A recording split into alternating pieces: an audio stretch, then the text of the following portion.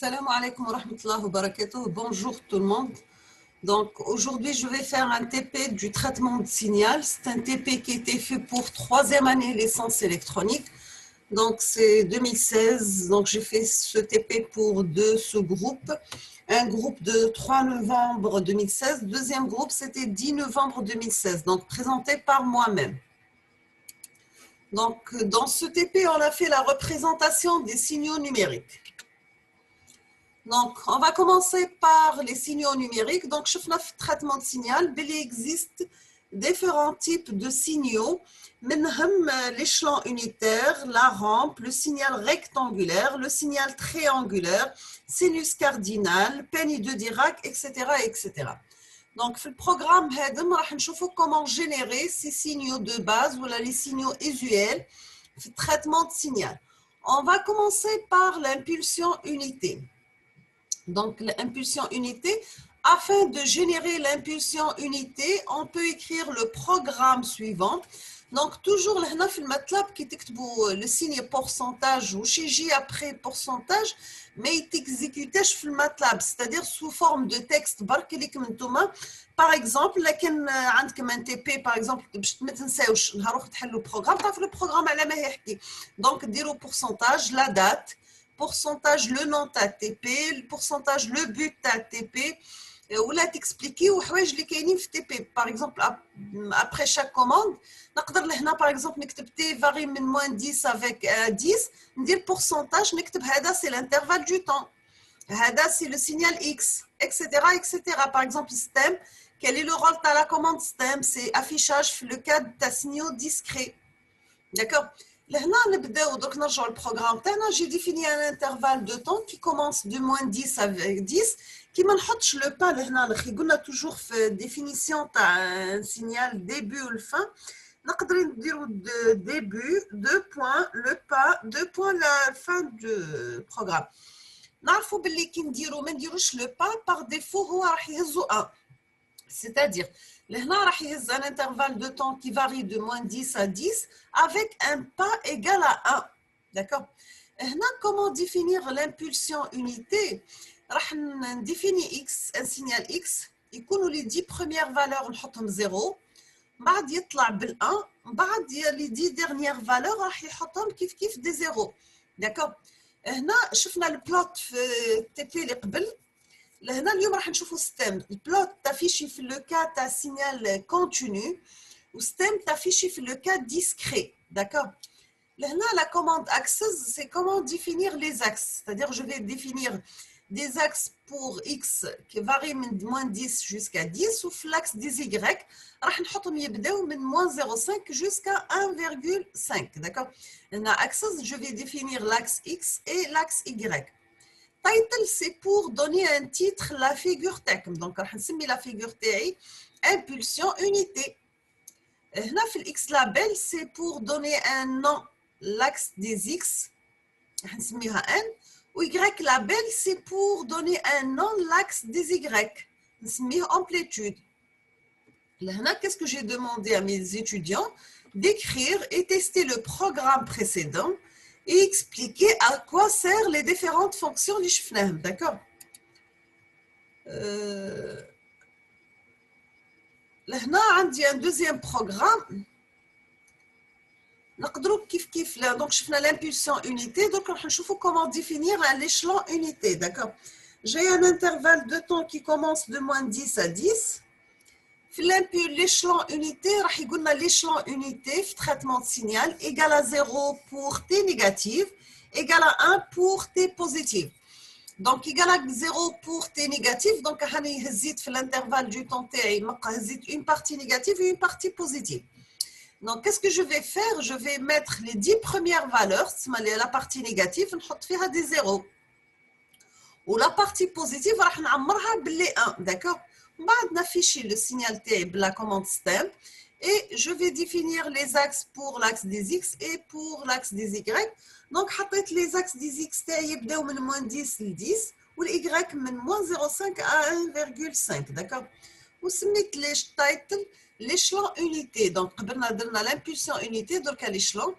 J'ai fait l'X label T, l'Y label T et l'amplitude. J'ai demandé d'écrire et tester le programme suivant. Donc, fait la vidéo هذه نخلي comme le temps pour les gens اللي عندهم الماتلاب يهزوا les programmes هادم يexécutيوهم عندهم ويشوفوا واش يعطيوهم comme résultat, d'accord.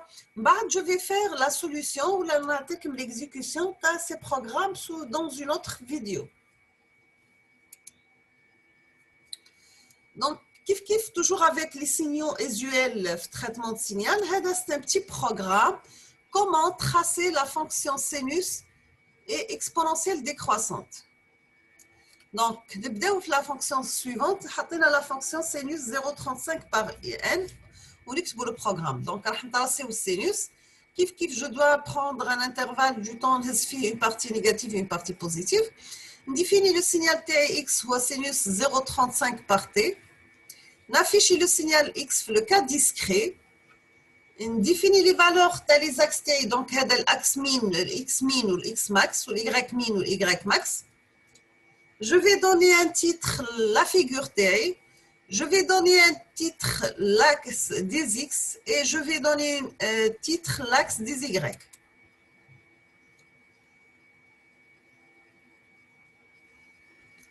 Donc, on va le même signal, mais cette fois-ci, on va faire le U de 1 TI par, donc on va avec le même programme, donc avec une exponentielle décroissante, qui est exponentielle 0,2 par n.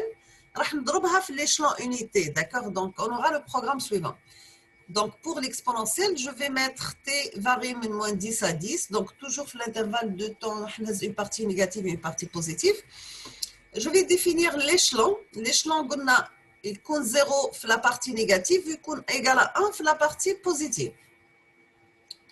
Donc, je vais définir le signal x, qui est l'exponentielle moins 0,2 par t, mais on va faire l'échelon, c'est-à-dire l'exponentielle t, on va que la partie positive t. On affiche le signal, définit les axes T, x min, x max, y min, y max. On met un titre, la figure T, donc c'est exponentielle retardée. On met un titre, l'axe d'Isabelle, on met un label, l'axe des x, on met label, l'axe des y, l'amplitude. Là, on va utiliser l'opérateur de multiplication, qu'elle chauffe tout, point étoile, terme à terme, qui permet d'effectuer la multiplication terme à terme des deux matrices. D'accord? Donc, A et point étoile B. C'est-à-dire, on va faire A étoile في I ou G, B في I ou G. D'accord? Pardon. Là, c'est un autre programme. Les تقدروا تexécuter toujours عندكم كما قلت لكم في la vidéo هذه ونخليكم le temps d'exécuter les programmes عندكم. Si vous avez des difficultés ou des questions, vous pouvez les noter dans les commentaires. Après, je vais faire la solution TTP et l'exécution TO, d'accord? Donc, j'ai un signal, je vais définir un intervalle de temps cette fois-ci qui commence de moins 10 à 1000. Je vais I, T supérieur à 0. Le signal S, c'est sinus 0,35 par T. Le signal X هو exponentielle moins 0,2 par T. راح نضربه في السينوس وراح نضربه في l'échelon. هنا je vais diviser la figure T en 3. في la première figure راح نtracer le signal X. في les axes راح نديفيني ال X max, X min c'est moins 10. Le X max donc ما لازمش يتراسي لي أكثر من 30. Le Y min c'est moins 0,6. Le Y max c'est 0,6. Le titre de programme TI, c'est sinusoïde amorti. On met le X label N ou Y label, c'est l'amplitude. Donc, dans la deuxième partie, on va tracer le spectre. On va mettre grand X, c'est l'FFT de X. RX, c'est la partie réelle de X. l'IX, c'est la partie imaginaire de X. Je vais donner la longueur de l'intervalle de temps T, donc c'est grand N, donc tout au long de l'intervalle du temps. La fréquence T, elle varie de 0 à n-1 multipliée par la période de 1000 divisée par le nombre de points. D'accord? C'est-à-dire on va faire une réalisation de la plage de fréquence. Troisième partie, on affiche le signal, la partie réelle. plot réel X, on se met à title la partie réelle. Puis le X label, bien sûr, maintenant que c'est la série de Fourier, transmis de Fourier par exemple, pardon. Donc, le X label, la fréquence, ou le Y label, c'est l'amplitude. Grid, on va voir la commande grid, comment on va l'exécuter. On affiche في quatrième partie du programme la figure, pardon, la partie imaginaire du signal, c'est imaginaire de X. Le X label, la fréquence, le Y label, l'amplitude. Et je vais toujours afficher avec le grid. Toujours le même programme, parce que je programme هذا شوية طويل. راح نحط ρ, la variable ρ, هي la valeur absolue à X. Θ, c'est la phase, c'est angle de X. Angle de X, bien sûr, là, راح تعطيني la phase en radian. نسميو θ1 هي 180 par θ sur pi. حولت من الراديان للدغري. D'accord, j'ai fait la conversion من الراديان للدغري. Là, la figure, j'ai la divisée en 5. La partie, cinquième partie, on affiche la fonction, le rho, qui est la valeur absolue à X en fonction du fréquence. On va la magnitude de X. Le X label, bien sûr, la fréquence. Le Y label, c'est l'amplitude. Sixième partie de la figure, on affiche θ1, qui est la phase en degrés. D'accord, on met le Y label degré, ou title, c'est la phase, ou le X label, toujours la fréquence.